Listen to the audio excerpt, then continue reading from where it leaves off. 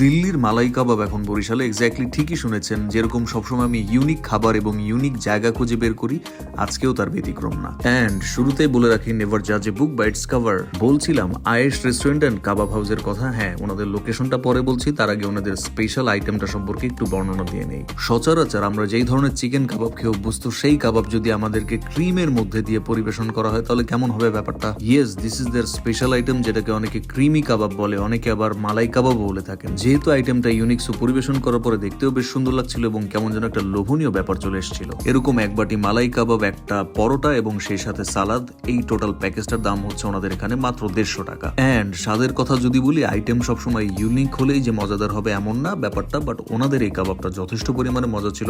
So you guys can give a try. তো এই interesting কাবাবটা ট্রাই করতে হলে আপনাকে যেতে হবে আয়েশ রেস্টুরেন্ট অ্যান্ড কাবাব হাউসে, যেটা লোকেশন হচ্ছে নতুল্লাবাদে যে পেট্রোল পাম্পটা রয়েছে সেটা ঠিক পাশেই এই যে ফুলঝুরি কনফেকশনারি, এইটার ঠিক পাশ থেকে যেই গলিটা দেখা যাচ্ছে, এখান থেকে ভিতরে গেলেই আপনি এই রেস্টুরেন্টটা পেয়ে যাবেন।